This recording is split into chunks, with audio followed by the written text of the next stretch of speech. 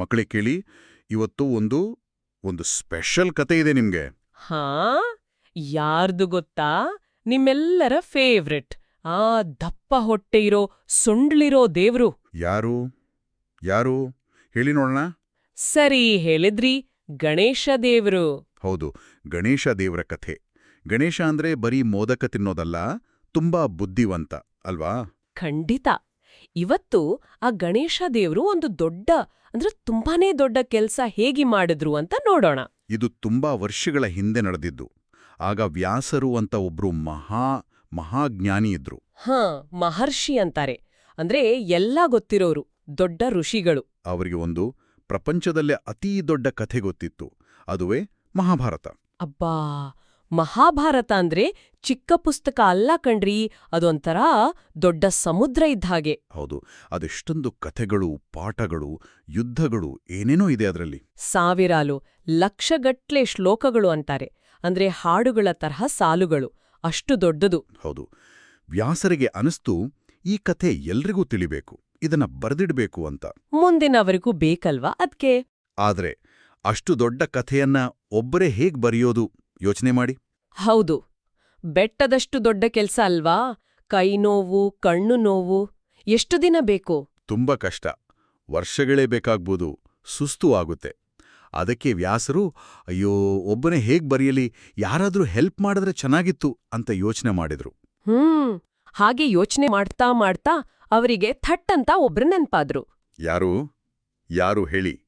ಯಾರು ತುಂಬಾ ಸ್ಮಾರ್ಟ್, ಯಾರು ಬೇಗ ಬೇಗ ಕೆಲ್ಸ ಮಾಡ್ತಾರೆ?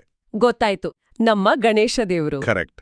ಗಣೇಶ ಅಂದ್ರೆ ಬುದ್ಧಿವಂತಿಕೆಗೆ ಇನ್ನೊಂದು ಹೆಸರು ಅಲ್ವಾ? ಹೌದು, ಕಷ್ಟಗಳನ್ನೆಲ್ಲ ದೂರ ಮಾಡೋ ದೇವ್ರು ಕೂಡ. ಹಾಗಾಗಿ ವ್ಯಾಸರು ಕಣ್ಮುಚ್ಚಿ ಗಣೇಶನನ್ನ ಪ್ರಾರ್ಥನೆ ಮಾಡಿದ್ರು. ಓ ಗಣೇಶನೇ, ಬಾ ದಯವಿಟ್ಟು ನನಗೆ ಸಹಾಯ ಮಾಡು, ನಾನು ಲೋಕದ ದೊಡ್ಡ ಕಥೆ ಹೇಳ್ತೀನಿ, ನೀನದನ್ನ ಬರಿಬೇಕು ಅಂತ ಕೇಳ್ಕೊಂಡ್ರು. ವ್ಯಾಸರ ಪ್ರಾರ್ಥನೆ ಗಣೇಶನಿಗೆ ಕೇಳಿಸ್ತು. ತಕ್ಷಣ ಗಣೇಶ ದೇವ್ರು ವ್ಯಾಸರ ಮುಂದೆ ಬಂದು ನಿಂತ್ರು. ಹೌದು, ಪ್ರತ್ಯಕ್ಷ ಆದ್ರು. ಮುಖದಲ್ಲಿ ಒಂದು ಸಣ್ಣ ನಗು. ಹೇಳಿ ಮಹರ್ಷಿಗಳೇ, ಯಾಕ್ ಕರೆದ್ರಿ ಅಂತ ಕೇಳಿದ್ರು. ವ್ಯಾಸರು ವಿಷಯ ಹೇಳಿದ್ರು. ಗಣೇಶನಿಗೆ ಒಂಥರ ಖುಷಿಯಾಯ್ತು. ಓಹ್, ಮಹಾಭಾರತ ಬರೆಯೋ ಕೆಲ್ಸನಾ? ಆಯ್ತು ಬಿಡಿ, ಮಾಡೋಣ, ನಾನೇ ಬರೀತೀನಿ ಅಂದ್ರು. ಆದ್ರೆ ಸುಮ್ನೆ ಒಪ್ಕೊಳ್ಳಿಲ್ಲ. ಗಣೇಶ ಒಂದು ಕಂಡೀಷನ್ ಹಾಕಿದ್ರು, ಒಂದು ಮಾತು ಹೇಳಿದ್ರು. ಏನದು? ಗಣೇಶ ಹೇಳಿದ್ರು, ನೋಡಿ ವ್ಯಾಸರೇ, ನಾನು ಬರೆಯೋಕ್ ಶುರು ಮಾಡಿದ್ರೆ ನೀವು ಕತೆ ಹೇಳೋದನ್ನ ಒಂದು ಚೂರು ನಿಲ್ಸುವಾಗಿಲ್ಲ, ಹೇಳ್ತಾನೇ ಇರಬೇಕು. ಒಂದು ವೇಳೆ ನೀವು ನಿಲ್ಸಿದ್ರೆ ನಾನು ಅಲ್ಲೇ ಬರೆಯೋದನ್ನ ನಿಲ್ಲಿಸ್ತೀನಿ, ಮತ್ತೆ ಶುರು ಮಾಡಲ್ಲ ಅಂತ. ಅಬ್ಬಾ, ಇದು ಕೇಳಿ ವ್ಯಾಸರಿಗೆ ಒಂದು ಕ್ಷಣ ಅರೆರೆ, ನಿಲ್ಸದೆ ಹೇಗ್ ಹೇಳೋದು ಅಂತೆ ಚಿಂತೆ ಆಯ್ತು. ಆದರೆ ವ್ಯಾಸರ್ಯಾರು? ಅವರೂ ತುಂಗ ಜಾಣ್ರು, ಬುದ್ಧಿವಂತರು. ಹೌದು, ಅವರು ಕೂಡ ಗಣೇಶನಿಗೆ ಒಂದು ಮಾತು ಹೇಳಿದ್ರು. ಸರಿ ಗಣೇಶ, ನಿನ್ನ ಮಾತಿಗೆ ಓಕೆ, ಆದ್ರೆ ನಾನು ಒಂದು ಹೇಳ್ತೀನಿ ಕೇಳು. ನೀನು ನಾನು ಹೇಳೋ ಪ್ರತಿಯೊಂದು ಸಾಲನ್ನು, ಪ್ರತಿಯೊಂದು ಶ್ಲೋಕವನ್ನು ಸರಿಯಾಗಿ ಅರ್ಥ ಮಾಡಿಕೊಂಡೇ ಬರೆಯಬೇಕು. ನಾನೇ ಹೇಳ್ತಿದ್ದೀನಿ ಅಂತ ನಿನಗೆ ಪೂರ್ತಿ ತಿಳಿಬೇಕು, ಅರ್ಥ ಆಗದೆ ಸುಮ್ನೆ ಬರೆಯೋ ಹಾಗಿಲ್ಲ ಅಂದ್ರು. ನೋಡಿದ್ರಾ, ಇಬ್ರೂ ಎಷ್ಟು ಬುದ್ಧಿವಂತರು. ಗಣೇಶನಿಗೆ ಸ್ಪೀಡಿತ್ತು, ವ್ಯಾಸರಿಗೆ ವಿಷಯವನ್ನ ನಿಧಾನವಾಗಿ ಆಳವಾಗಿ ಹೇಳೋ ಶಕ್ತಿ ಇತ್ತು. ಇಬ್ರೂ ಯೋಚಿಸಿದ್ರು. ಸರಿ, ಒಪ್ಪುಕೊಂಡ್ರು. ಆಯ್ತು, ನೀನ್ ಹೇಳಿದ ಹಾಗೆ ಅಂದ್ರು ಗಣೇಶ. ಸರಿ, ನಿನ್ನ ಮಾತು ಕೂಡ ಒಪ್ಪುದೆ ಅಂದ್ರು ವ್ಯಾಸರು. ಡೀಲಾಯ್ತು. ಇನ್ನೇನು, ಮಹಾಭಾರತ ಬರೆಯೋ ದೊಡ್ಡ ಕೆಲ್ಸ ಶುರು.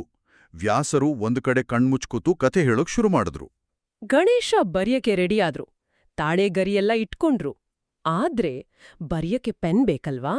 ಆಗ ಗಣೇಶ ಏನ್ ಮಾಡಿದ್ರು ಗೊತ್ತಾ ಮಕ್ಳೇ? ಆನೆಗೆ ದಂತ ಇರುತ್ತಲ್ಲ, ಹಾಗೆ ಅವರಿಗೂ ಇತ್ತು. ಅದರಲ್ಲಿ ತಮ್ಮ ಒಂದು ದಂತವನ್ನ ತಾವೇ ಪಟ್ಟಂತ ಮುರ್ಕೊಂಡ್ರು. ಹೌದು, ಆ ಮುರಿದ ದಂತವನ್ನೇ ಪೆನ್ ತರಹ ಮಾಡ್ಕೊಂಡ್ರು. ಅದರಿಂದಲೇ ಬರೆಯಕ್ಕೆ ಶುರು. ಅದಕ್ಕೆ ನೋಡಿ ಗಣೇಶನಿಗೆ ಏಕದಂತ ಅಂತಾರೆ, ಅಂದ್ರೆ ಒಂದೇ ದಂತ ಇರೋನು ಅಂತ. ಈಗ ಶುರು ನೋಡಿ, ವ್ಯಾಸರು ಹೇಳ್ತಿದ್ದಾರೆ, ಗಣೇಶ ಬರೀತಿದ್ದಾರೆ. ಎಷ್ಟು ಸ್ಪೀಡ್ ಅಂದ್ರೆ ಕಣ್ಣು ಮುಚ್ಚಿ ತೆಗೆಯೋದ್ರೊಳಗೆ ಸಾಲು ಸಾಲು ಬರೆದು ಹೋಗ್ತಿತ್ತು. ಮಳೆಗಾಲದಲ್ಲಿ ನದಿ ಹರಿಯುತ್ತಲ್ಲ ಜೋರಾಗಿ, ಆ ತರಹ. ವ್ಯಾಸರು ಹೇಳ್ತಾನೆ ಇದ್ರು, ಗಣೇಶ ಪಟಪಟ ಅಂತ ಬರೀತಾನೆ ಇದ್ರು. ಆದರೆ ಕೆಲವೊಮ್ಮೆ ವ್ಯಾಸರಿಗೆ ಸ್ವಲ್ಪ ಯೋಚನೆ ಮಾಡಕ್ಕೆ ಟೈಮ್ ಬೇಕಾಗ್ತಿತ್ತು. ಹೌದು, ಮುಂದೇನೋ ಹೇಳೋದು ಅಂತ, ಅಥವಾ ಸ್ವಲ್ಪ ಸುಸ್ತಾದಾಗ. ಆದ್ರೆ ಗಣೇಶನ ಕಂಡೀಷನ್ ನೆನಪಿದೆಯಲ್ಲ? ನಿಲ್ಸೋ ಹಾಗಿಲ್ಲ. ಈಗೇನ್ ಮಾಡೋದು? ಇಲ್ಲೇ ಬಂತು ನೋಡಿ ವ್ಯಾಸರ ಜಾಣ್ಮೆ. ಅವರು ಒಂದು ಟ್ರಿಕ್ ಮಾಡಿದ್ರು. ಏನು ಟ್ರಿಕ್ಕು? ಅವರು ಬೇಕು ಅಂತಾನೆ ಮಧ್ಯ ಮಧ್ಯ ತುಂಬ ಕಷ್ಟ ಇರೋ, ಅರ್ಥ ಮಾಡ್ಕೊಳ್ಳೋಕೆ ಸ್ವಲ್ಪ ಟೈಮ್ ಹಿಡಿಯೋ ಶ್ಲೋಕಗಳನ್ನ ಹೇಳ್ತಿದ್ರು. ಓ, ಈಗ ಗಣೇಶನ ಕಂಡೀಷನ್ ಏನು? ಅರ್ಥ ಮಾಡಿಕೊಂಡೇ ಬರಿಬೇಕು. ಹೌದು. ಹಾಗಾಗಿ ಆ ಕಷ್ಟದ ಶ್ಲೋಕ ಬಂದಾಗ ಗಣೇಶ ಸುಮ್ನೆ ಬರೆಯಕ್ಕಾಗಲ್ಲ. ಇದ್ರ ಅರ್ಥ ಏನು ಅಂತ ಸ್ವಲ್ಪ ತಲೆ ಕೆರ್ಕೊಂಡು ಯೋಚನೆ ಮಾಡ್ಬೇಕಿತ್ತು. ಆ ಗಣೇಶ ಯೋಚನೆ ಮಾಡೋ ಗ್ಯಾಪ್ ಇದೆಯಲ್ಲ, ಆ ಟೈಮಲ್ಲಿ ವ್ಯಾಸರಿಗೆ ಸ್ವಲ್ಪ ರೆಸ್ಟ್ ಸಿಕ್ಕಿದಾಗ ಆಗ್ತಿತ್ತು. ಹೌದು, ಅವರು ಮುಂದಿನ ಕಥೆ ನೆನಪು ಮಾಡ್ಕೊಳ್ಳೋಕೆ, ಸ್ವಲ್ಪ ಉಸಿರು ತಗೊಳ್ಳೋಕೆ ಟೈಮ್ ಸಿಕ್ತಿತ್ತು. ಎಷ್ಟು ಬುದ್ಧಿವಂತಿಕೆ ಅಲ್ವಾ? ಗಣೇಶ ಆಹಾ ಈಗ ಅರ್ಥ ಆಯ್ತು ಅಂತ ಬರೆಯೋಕೆ ಶುರು ಮಾಡೋ ಅಷ್ಟ್ರಲ್ಲಿ ವ್ಯಾಸರು ರೆಡಿ.